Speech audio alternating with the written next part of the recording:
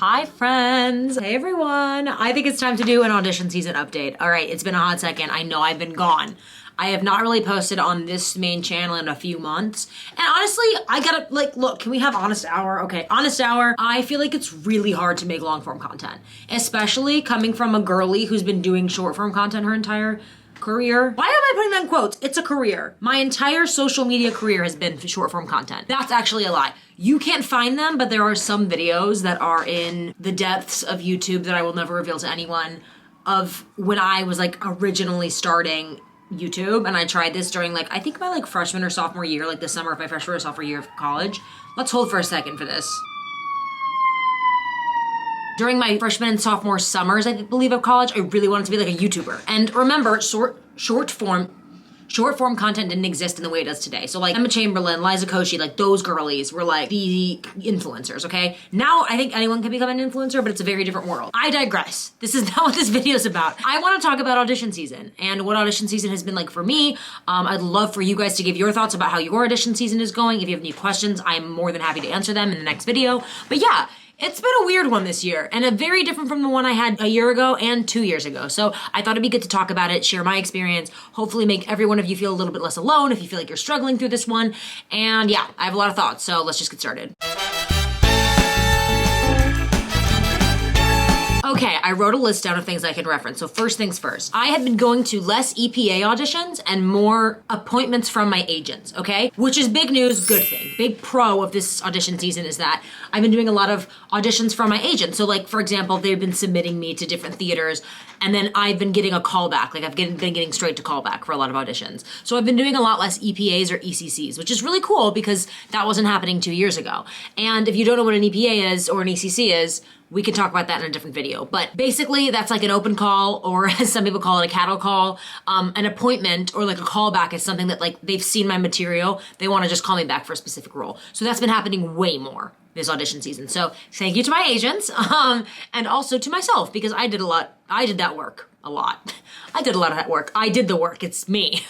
So that's number one, is I've been doing a lot more auditions that are callbacks. Along with that, it's been a lot more self-tapes than in-person auditions, okay? So I feel I've been getting a lot of call in and then doing a self-tape, and then if I get another callback, I go into an audition, which is way different. You know, it's much, much different than what I'm used to. I have been doing a lot of self-tape and things like that, but especially after the pandemic, I feel we got into a self-tape era, which I really, really like, but I also love in-person auditions. So for example, I'm gonna talk about, this is a great transition because I'm gonna start talking about an EPP.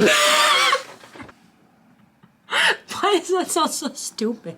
I'm gonna talk about an EPP. Ew. You know when you hear yourself talking and you're like, shut up. That's exactly what I think, sometimes when I'm yapping, whatever.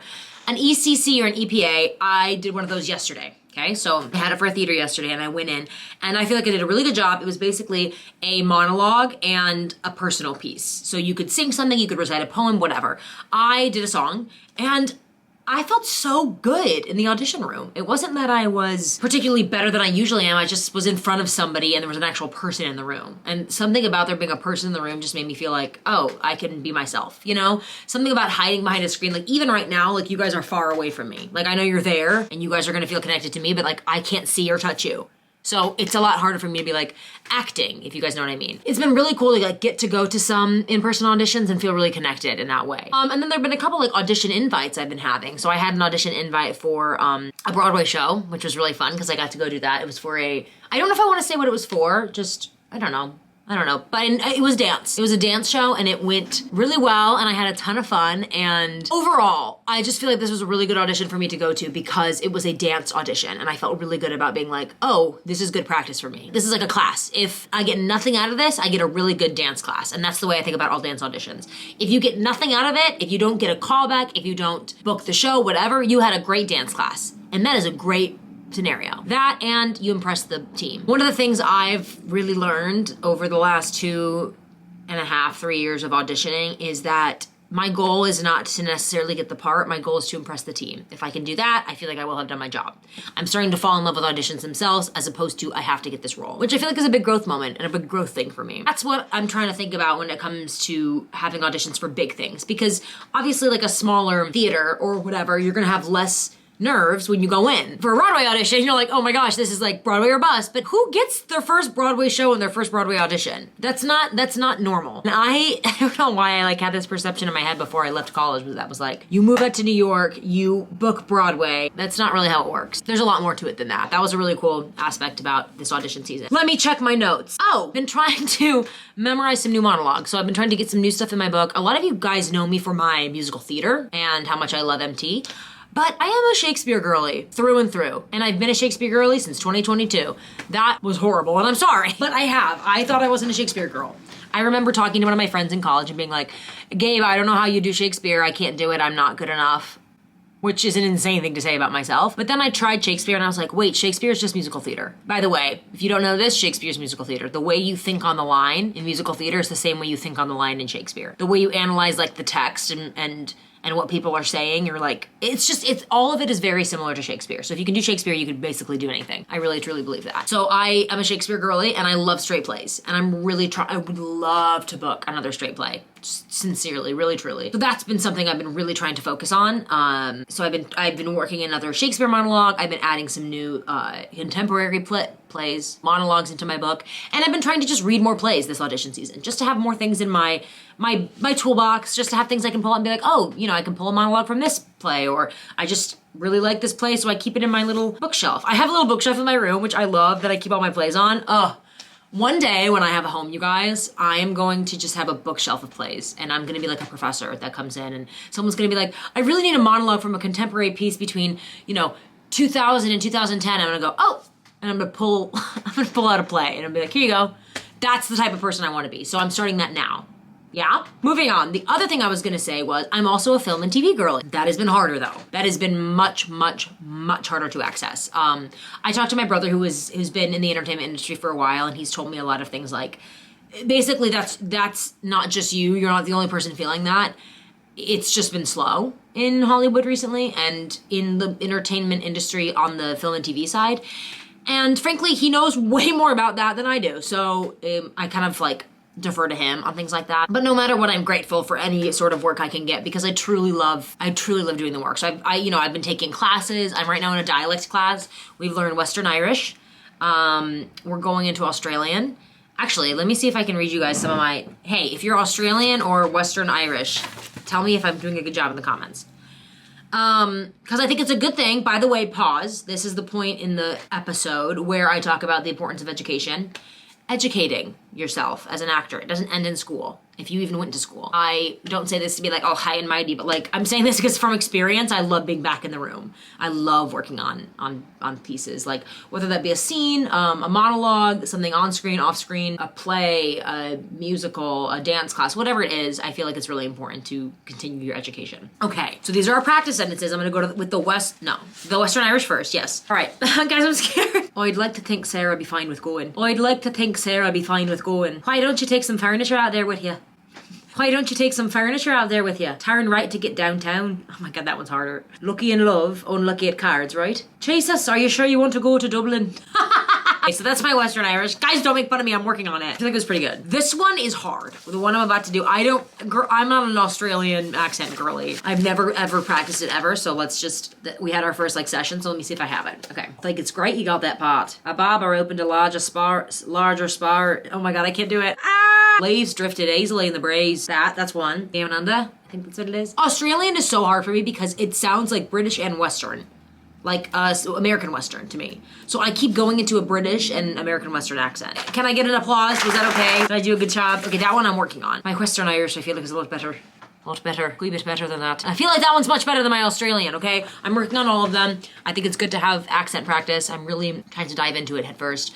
I'm taking dance classes much more. I'm teaching dance classes, which I think is important as well. And on top of all of that, I am gonna be doing a workshop. This is really fun. Okay, wait. Transition time. I'm going to be doing a workshop with Lambda again. So I know you guys know that I was at Lambda in London last summer. okay? That was a 4-week Shakespeare training course, and it was so fun, and I had a good time with it. So Lambda has actually opened up a New York City office where they're doing workshops and whatnot, and I'm gonna be doing a 2-day workshop for movement. So I don't remember what it's called. It's like called Play in Motion or something like that, but like I'm gonna be doing this workshop with the Lambda department in NYC, and I'm so excited about it, and it's gonna be so much fun.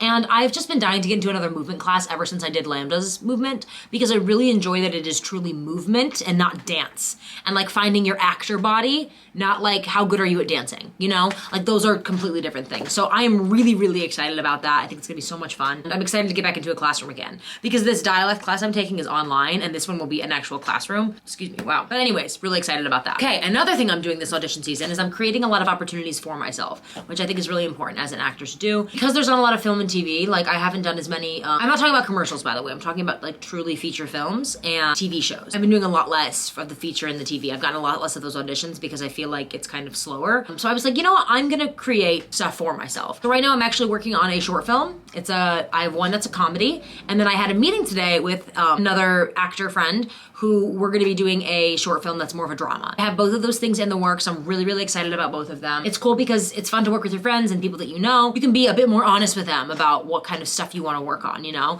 And so I'm having a really good time just like creating opportunities and creating short films that I can like really express myself in, or, you know, add little, you know, bits and pieces of myself. And so it's gonna be really fun. I'm really excited about it. That's hopefully gonna film this spring and summer. So I'll have something just to, you know, put on my reel and have stuff to practice with, because I think it's important to do that. So I'm really excited about some short films. In terms of my general auditions, like, you know, film, TV, theater, whatever it is, I've done a lot of musicals this year, several different plays, several commercials, and just a couple TV. I like stopped keeping track because I've been doing so many. And audition season is still going strong. So I'm continually like auditioning. I will say having an agent does change the game when it comes to audition season, because it makes it a lot easier to get in the room. So I'm really thankful for my agents that, you know, put me in their corner, or they're in my corner, whatever. You guys know the expression. Another thing I'm doing this audition season is about a week ago, I got new headshots taken. I don't have them yet. Well, maybe by the time I edit this video, I will. So if I do, I'll put them up here. And if they're not up here at this point, then I'm just waving my arms around stupidly. Sorry if you don't have them, but I hopefully will. Basically, my agents came to me and were like, we need something a little more serious from you. We need something a little more indie film, something a little more girl next door. Because a lot of yours are very like happy, lovely, commercially type. Well, not less commercial, but like just happier, which is great, and you want to have that, but it's so interesting. When I set up my audition, my headshot appointment, I went in and my photographer, she was awesome. I loved working with her. She was like, yeah, I looked through your website, which I'm like, oh, you did your research. I love that. And she was like, I noticed that like your vibe from your videos online gives a lot more mature than your headshots are giving. And I was like, whoa, you read me real quick. Like that was so helpful to have a photographer be like, this is what I'm seeing, and I'm not seeing these in your headshots. So let's get some shots like that, which is so helpful. And I think that might actually help me in the film and TV world, get some, you know, more opportunities, get me in the room more. So I'm really pumped to get those back. So those should be, you know, I should be getting the proofs of them at least by the end of this week. So the last thing I wanted to share with you guys, now that we've talked about all the auditions through audition season, I wanted to touch on a couple of the shows I've seen throughout the audition season. So there's just two that I mainly want to talk about. The first one I want to talk about is John Proctor's The Villain. Okay, I saw this play in previews. Okay, I can't sing its praises enough. It was so well done. If you don't know what it's about, it's basically the premise is, you know, high school students in a classroom discussing the Crucible and John Proctor in the Crucible, right? I want to say it's like modern day, but when I say modern day, I mean 2018. It's like set in 2018. And Sadie Sink is in it. It was really cool to see her like on stage for something. And I was just so blown away and so refreshed. I was blown away by the script, but I was also refreshed to see a play, because we hear musicals all the time and like, you know, that's great, and I love musical theater, I really do, but it's so refreshing to see people do a straight play. It had no intermission, which I didn't realize was a thing until we got there. I was like, oh, no intermission. I had to go to the bathroom by like halfway through. You were never bored. You were always locked in. The ending was just perfect. I don't want to give away anything because really, truly, you need to see it for yourself, but it's really well done play. Very well done. I would highly recommend it, and I had such a blast. The other show I saw that I really like has been Titanic. I saw that one, but the Chicago run of Titanic. So actually a couple of the people that I know from Frozen were in this. My friend Claire is playing Celine Dion in this, which is insane. Like, she sounded amazing. But like, this was the reason I bring up these two specifically is because they're so different. Like Titanic versus John Proctor's The Villain, like you could not find two more different shows. It's truly like, here's something that is like, has depth, not that Titanic doesn't have depth, but this one has depth and meaning, and it's discussing something, and something that is socially, that we can discuss about like society and about women and about men and how we function in the world together. Like all this other stuff that, again, I'm trying to say what's important about it without saying what the show's about. So it just discusses some heavy topics, right? Some heavy, important topics. And then Titanic is just like, here is a comedy musical to make you laugh, you know? And those are two completely different vibes. And I really enjoyed being able to see them like back to back. It was really cool to be like, wow, like, theater can exist for so many reasons. It can tell beautiful, you know, intense, deep stories and also just make us laugh. There's difference, you know, and we need both of them in our world for art. That's my soapbox I've just gotten on and yapped about, but I really have enjoyed this audition season. I have been pushing myself. I literally, when I get off of this call, like we're Zoom calling, it's a FaceTime. Once I get off and stop filming, we're gonna monologue and then prep for another audition next week. I'm really looking forward to what's happening the next couple weeks. I've really been enjoying my audition season. I want to keep pushing myself. I want to encourage you to push yourself when it comes to taking classes. I have a voice lesson tomorrow and I'm taking a dance class tonight, hopefully. And all these things that like will really help me become a better performer, more well-rounded, reading a play, whatever it is you can do to keep you connected to the work, because sometimes I feel like in this industry, it's really hard to not compare yourself and to compare what you're booking to other people. But I saw somebody online say this, and I don't remember who it was. It was a vocal coach. And she was like, you are not meant to be booked and blessed all the time, because your body can't do that. Your body can't consistently be booked and blessed, because you will run out of steam at some point. You just will. You need to have periods of rest. And even if you're on Broadway running a show, they take vacation. They take time off. Don't think of this as like, I'm not booked, because I tend to do that. I'm like, oh, I'm not booked. I don't have this show happening. But that doesn't mean my practice stops. That doesn't mean I stop learning. That doesn't mean I stop educating myself, because when I'm in a show, I really feel like I'm educating myself and getting better at being a human and a performer and whatever. And I can be doing that right now. I could be updating my rep book. I can be reading a play. I can be working on this monologue. I can be taking a dance class, doing a voice lesson. There are accessible voice lessons out there. There are accessible dance classes. There are ways to get better, even if, you know, money is a problem. There are ways to get better that you can be doing personally for yourself. And I'm really trying to embrace that this audition season, because I think it is important to always be doing that, even if you are booked, blessed, and busy. And I think that has made me a better actor and a better person altogether, because it's easy to complain about not booking things, or I didn't get this, or I didn't get that. It wasn't meant for you. Like, it just wasn't meant for you, and you're gonna, you know, not get 90% of the shows that you audition for. Don't worry about that. Just come in with the best material you have and then let it go. And so if you have any questions or any thoughts about audition season that has helped you, please comment them below. I would love to hear your suggestions, and I think it'd be very helpful to share that with other people. And if you guys have any questions for me about, you know, my process, I've given it a bit to you, about audition season, dealing with rejection, whatever it is. I love discussing this. I think it's important that we talk about that this is not just a job, this is our lives, and we have to still take care of ourselves. Enjoy it along the way, because 90% of this, again, you will hear no from. And again, 90% is auditioning. So learn to love the audition. Learn to love the audition. If you can do that, you're gonna have a great career. You're gonna have a great career because you won't care if you book it. You'll just be like, that was fun. Anyways, I think that is about it. I checked off everything on this list, and I feel like I yapped, like straight yapped for like, how long has this been? 25 minutes? Feels like way longer. If you have any questions, let me know. Like and subscribe if you like this content. I put out a lot of different things. I do shorts, I do long form content on YouTube. I know it's kind of been sporadic, but I'm trying to get back into it, especially as the summer comes in. I mean, you can find me on all other social media platforms. I'll link them below, but like those are my main. And then I've just started recently getting on YouTube. I love you guys all so much. Please let me know if you have any questions. I want to connect with you all personally. This has been so fun. Happy auditioning, and I hope you guys book all the parts that you want forever and ever. Amen. All right, bye. Love you all. Bye, bye, bye.